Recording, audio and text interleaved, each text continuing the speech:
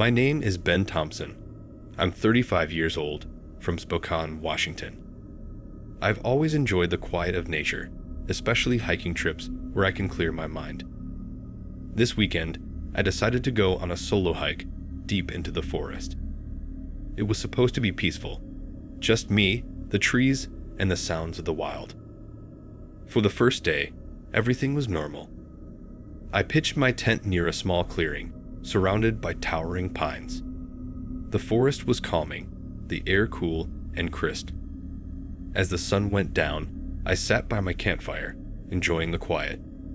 But as I settled into my sleeping bag, I started to hear whispers. It was faint at first, so soft that I thought it was the wind rustling through the leaves. The next day, I brushed it off as nothing. The forest can play tricks on your mind when you're alone. I kept hiking, pushing deeper into the woods, taking in the beauty of the untouched nature around me. The whispers didn't return during the day, and I thought I had just imagined it. That night, the whispers came back, but louder. They seemed to swirl around the tent, calling my name. Ben, Ben. The sound was so clear, like someone was just outside. I unzipped my tent and shone my flashlight around, but there was no one. The forest was empty, just the trees standing still under the moonlight. I convinced myself it was just the wind and tried to sleep. The next morning, I noticed something strange. The trees around my campsite had carvings on them, symbols I didn't recognize. They looked old, deep gouges in the bark that definitely weren't there the day before. My stomach twisted, but I didn't want to panic. I told myself it was nothing. But deep down, I knew something was wrong. That night, the whispers were back, but they were different this time. The voices were speaking in a language I couldn't understand. The sound filled my head, louder and louder, like they were inside my mind. I lay there, frozen, unable to move. The whispers grew into a cacophony, and I couldn't take it anymore. I needed to get out of there. I packed up my gear in a rush, not caring that it was dark. I just needed to leave. I started hiking back toward the trail, but no matter how far I went, the path seemed to stretch on endlessly. The forest felt like it was closing in on me, the trees all looking the same, no sign of an exit.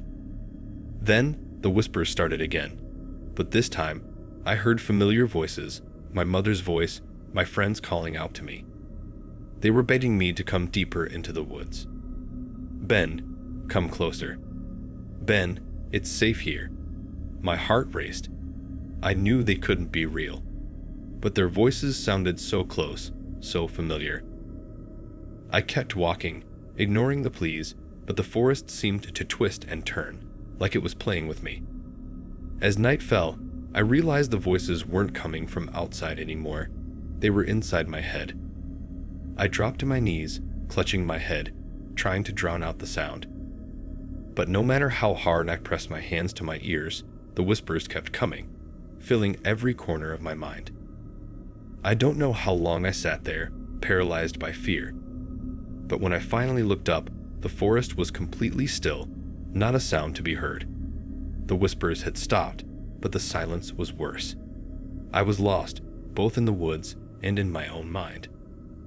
I'm still here, trying to find my way out. But no matter how far I walk, I feel like I'm only going deeper. The trees watch me, their carvings like eyes, following my every move. And I can still hear the faintest whisper, just behind me, calling my name.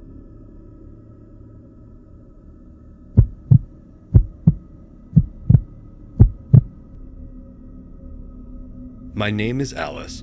I'm 33 years old, and I've lived in a small town called Maplewood for as long as I can remember. It's the kind of place where everyone knows everyone, and nothing out of the ordinary ever really happens. I've always liked it that way, quiet, peaceful, predictable. But something strange started happening last week. It was a Thursday night, and I was sitting in my living room reading a book when I heard a knock at the front door. It wasn't a loud knock, just a gentle tap, like someone barely making an effort. I got up, expecting to see a neighbor or someone from the town, but when I opened the door, there was no one there. I stepped outside and looked around, but everything was still. The street was empty, and the air was cool with no sign of anyone having been there. It was odd, but I shrugged it off and went back inside, locking the door behind me. The next night, the knock came again, this time louder. I hurried to the door, hoping to catch whoever was playing this prank.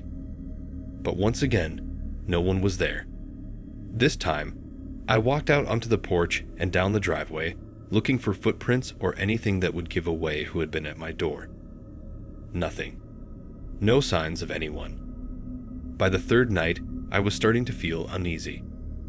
It was the same knock, just before midnight. Louder again.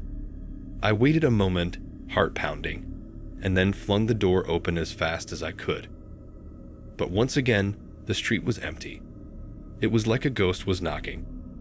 I tried to convince myself it was just a prank, kids messing around, maybe, but deep down, something didn't feel right. After a week of this, I'd had enough.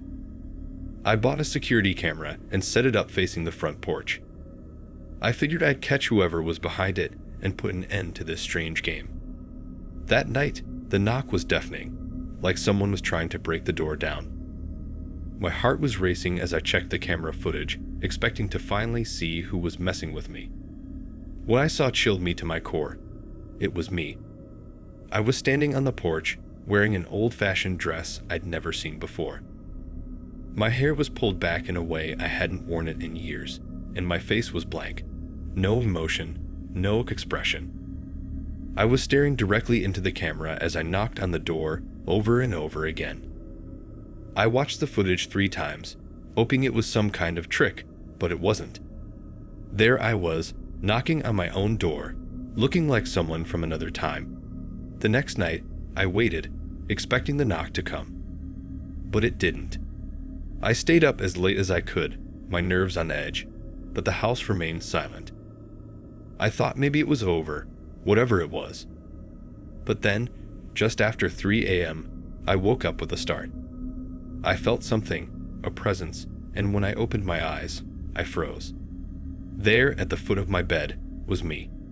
The same old-fashioned dress, the same blank expression. I couldn't move, couldn't scream. I just stared at myself, standing there, watching me sleep. I don't remember falling back asleep. When I woke up, the figure was gone. I haven't heard the knock since, but I can't shake the feeling that I am still out there, waiting to come back.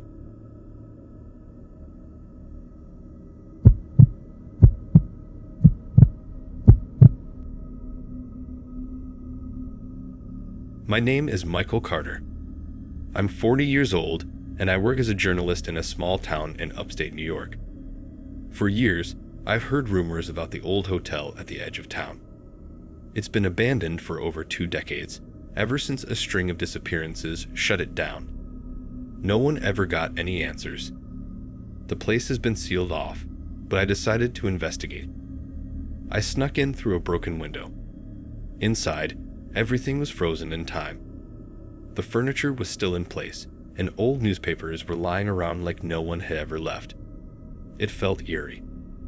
As I made my way down the hallway, I started hearing voices, whispers that seemed to come from the rooms. I pressed my ear against a door, and the whispering stopped.